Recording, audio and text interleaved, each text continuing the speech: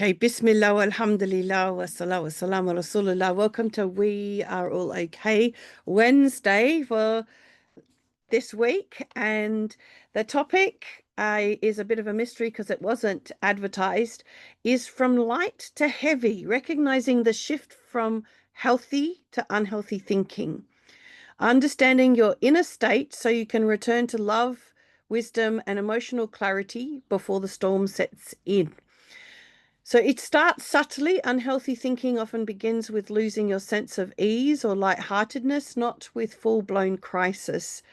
Catch the early signs. Irritability, tension, and rumination are gentle nudges from within, signals that you've drifted from clarity and need to realign and return to love and wisdom. Your natural state is calm and connected. When you recognize you're off track, you can gently come back before it spirals into deeper emotional distress. So this is inspired.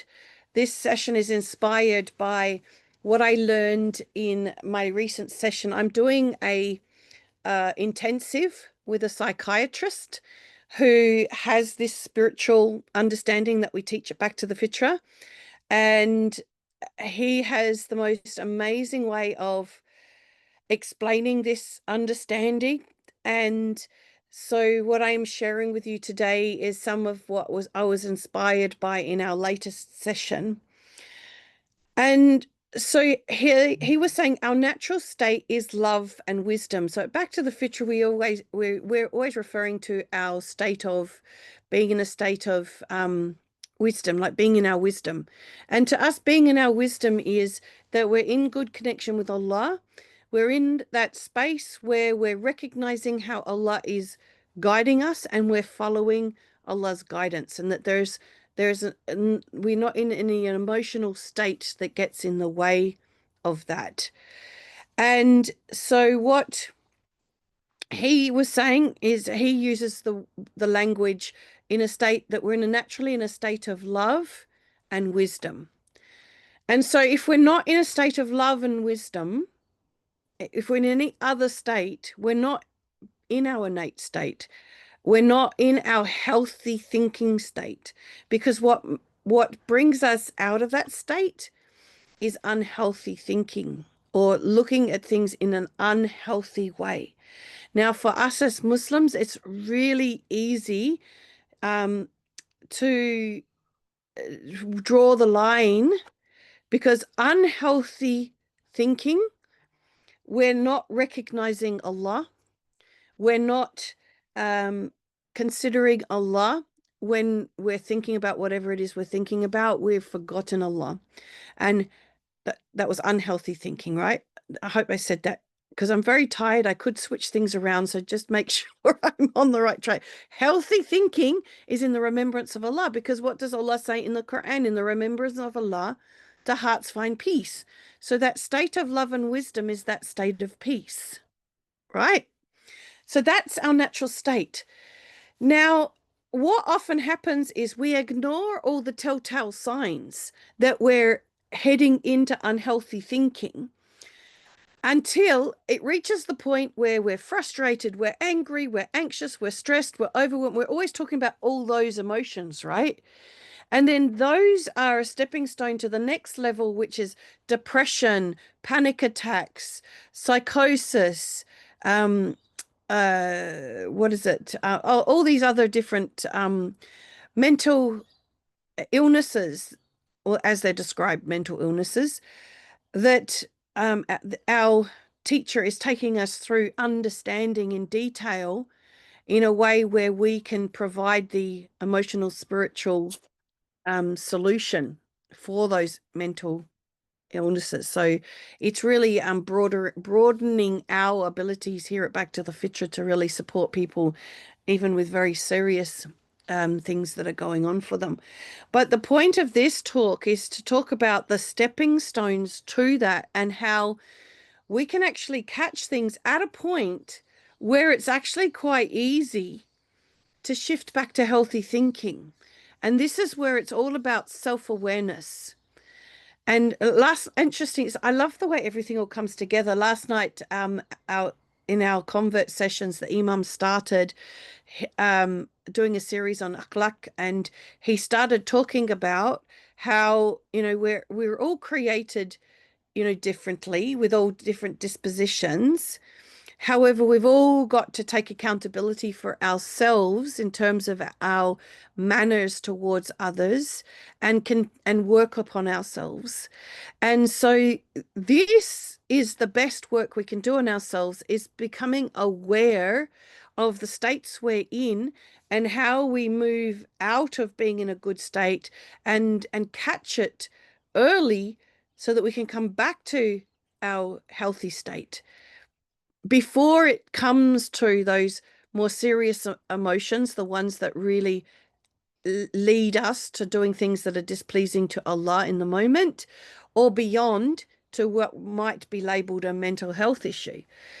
And so the first thing to understand is, number one, if you're not in a loving and wise state, there's something going on. There's some unhealthy thinking going on. And how do we recognize that? Well, our light-heartedness is not there. If we don't feel light-hearted, if we can't share from a place of lightness, if we're walking around feeling the heaviness, that heaviness isn't the burdens everyone's put on us, isn't the to-do list that we have, isn't anything, it isn't all the responsibilities. That heaviness is our own thinking. And the fact that we're using our thinking in an unhealthy way.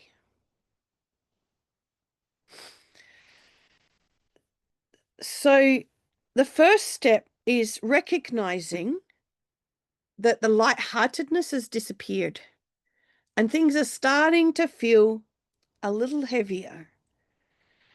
The next stage is starting to become irritable.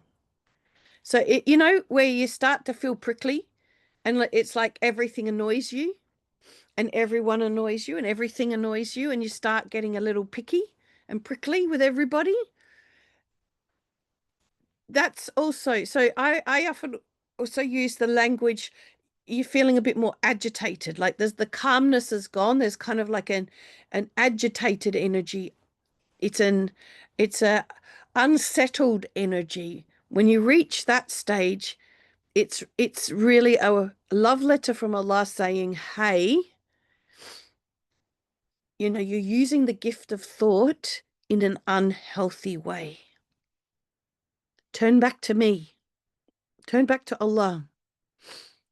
So this is before we get to anger, and before we get to anxiety, before we get to stress, before we get to overwhelm. These are the stepping stones, the love letters, the reminders, the signposts on the road saying, you're going the wrong direction, turn around, come back. And what's so beautiful about becoming aware of this is that we can then become better and better at coming back to using the gift of thought in a healthy way. So maybe let me think of an example. It's not coming to me. I had a huge day yesterday, so the brain is quite tired. Just give me a moment to think of a good scenario or example I can use to really bring this home for you.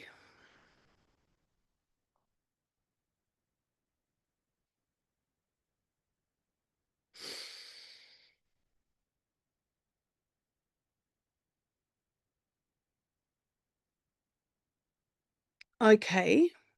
Um, I think parenting examples always seem to be the easiest for me to share. Because you get lots and lots of tests with your parenting, right? So I recently had a challenging time with my son, and I really feel like we've come back on track now. It was a matter of, I don't know, 4 or 5 weeks of going quite off track to gradually coming back on track, alhamdulillah. And so when I at stages through that, when I was in a state of tawakkul, trusting in Allah, that trusting that Allah is guiding my son, trusting that it's okay to let go of worry and leave him in Allah's care and give him the opportunity to prove that he can be trusted again, I would feel the love and the wisdom, and I would interact with him from a place of love and wisdom, despite the fact that what he did was pretty big, right? Because we are harming our children if we withhold our love from them because they've done the wrong thing. That doesn't help them turn around and do the right thing. Being able for them to be able to see our love through it is what helps them or gives them the strong foundation to turn what they've done wrong back around, right? So it's really important, but it's hard. So during that period of time, there were some times where it started to feel heavy. So that's the first sign, right? I stopped having that light-heartedness with him, and I started being a bit like, don't forget you're supposed to do this. Don't forget you're supposed to do that, right? So there's the wisdom has gone and the heaviness is creeping in. Now, not in a way where it was totally disconnecting us, but it was starting to take away the good feeling that was there and the good rapport that was there. And because he's a 14-year-old boy, and there's something about their brains where they seem that, as I have often commented, they'd leave their head behind if it wasn't attached to their body. They just the number of times they forget stuff, right? I don't know what it is, but it just I've seen it. I've now parented 5 boys through that age, and they all seem to go through this space cadet phase. Let's call it that. Anyway, so he's in that kind of space cadet phase. And so I will have said all these don't forgets, and then he's forgotten. And so then the irritability starts to creep in. And it's not just directed at him. I'm kind of irritable at everybody. I'm starting to get uh, like, no one does anything to help. Look, everyone messed up the kitchen last night. I start seeing all the things that are wrong, right? So see how now I'm using the gift of thought to collect all that is wrong. And I'm creating my mood. I'm creating my frustration mood that I'm leading myself into. So I haven't caught it at the point where I've lost my lightheartedness and I've started to feel a bit heavy. I've ended up in irritability and I'm on my way to frustration. And then the next step, probably anger, where I just snap at somebody, right? And I've missed seeing it. Whereas at that point where I feel the heaviness, if I was to reconnect with tawakkul, reconnect with, hang on a moment, I've handed this over to Allah. It's in Allah's hands, the best hands there it could be in.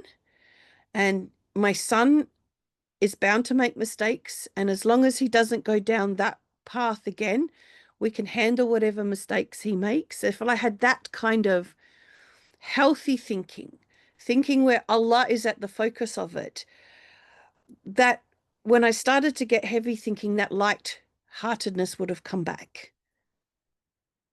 So does that example help you see that progression of how we progress ourselves down this direction? And this progression doesn't have to take hours or even minutes. We can do that progression in literally seconds, right? But the point is us understanding that there is that progression and us understanding it's the way we are using the gift of thought. Allah subhanahu wa ta'ala gifted us with the power of thought, and it's how we are using it that is creating whether we have a healthy or unhealthy experience in this life. And healthy is a life that is um, moving towards Allah, and unhealthy we're moving away from Allah. And it really boils down to that simplicity. And that's what I really love about my teacher who's teaching us. So he's been a psychiatrist all his life. He's now in his 80s, and this program that he's doing, this intensive he's doing with us, is his way of leaving his legacy behind. And he has been doing his psychiatry work in this psycho spiritual way, the way that we have spirituality, so emotional and spiritual together at Back to the Fitra. He's been doing this way of helping people recover from mental illness for over 40 years. He's done all the research, he's written lots of research papers, and he's sharing with us all the research to back it. So what this has done for me is, number one, given me so much confidence in the work that we're doing here, in terms of it being the solution for our ummah, for all mental illness, because he says one cause, one cure. The one cause for all mental illness is how we're using the gift of thought. And if we can turn it around and use it in a healthy way, that's the cure. And it and that simplicity that he brings so much hope. And there's so much more that he taught us in our first session. But this was the key piece I wanted to share today, was just learning to be aware of when we're shifting away from healthy thinking, by just noticing, going from lightness to heaviness, and then noticing the next step to irritability, and seeing how we can catch ourselves sooner so that we don't have to go down the path to anger, to anxiety, to depression, to any of these other emotions that really do lead us to behaving in a way that is not so pleasing to Allah. So we'll open it up for questions and takeaways. And anyone got any questions around this? Maybe I could just get you to share in the chat. Do you love the simplicity of this? You're welcome not to, by the way. That wasn't a loaded question. Um, it was more of a, I'm curious whether the simplicity of it helps you feel hopeful, or whether the simplicity of it you feel like it's too dismissive of what, because that can be the case, when you hear that it's so simple, it's kind of like, no, that can't be right, what I'm going through is more serious than that. It can't be that simple, the solution. And so I don't want you to say yes if you disagree. I actually genuinely want to know whether that simplicity was helpful or whether you don't find it helpful. Please share in the chat.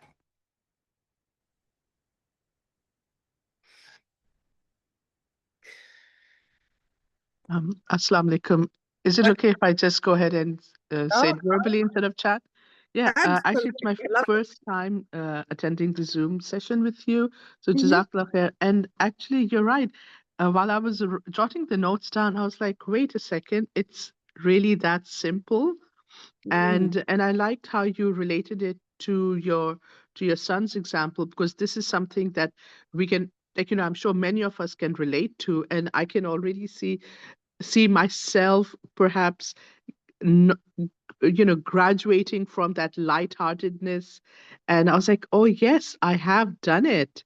And I think just putting it in words, it's like, I'm just trying to think of a few ways that I can be more conscious about it. Mm. And subhanallah, it's amazing that, the love and wisdom is basically when we are connected to Allah. So yeah, alhamdulillah. So jazakallah khair for sharing that. And I think I can already see a few things I may be a little bit more aware of in the future. Beautiful. MashaAllah. Jazakallah khair for sharing that, and welcome to your first session. I'm glad you were here, and I love it that you wanted to come on and share. Jazakallah Yeah, khair. alhamdulillah. Thank you. Anyone else want to share their thoughts?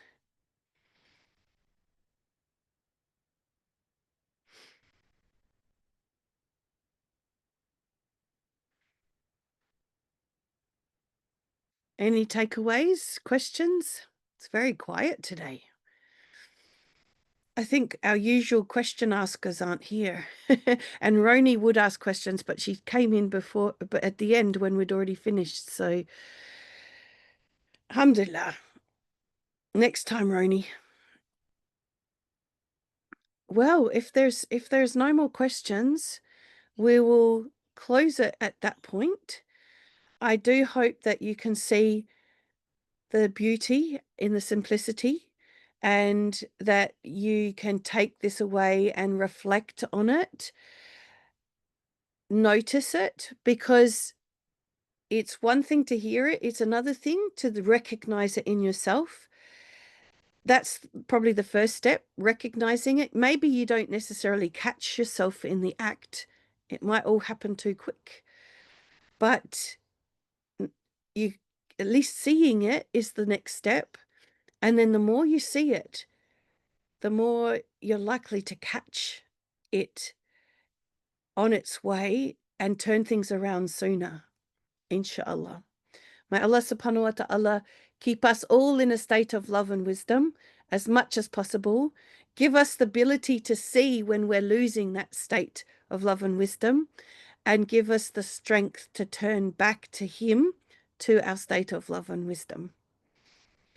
سبحانك اللهم وبحمدك أشهد أن لا إله إلا أنت أستغفرك وأتوب إليك. السلام عليكم ورحمة الله وبركاته.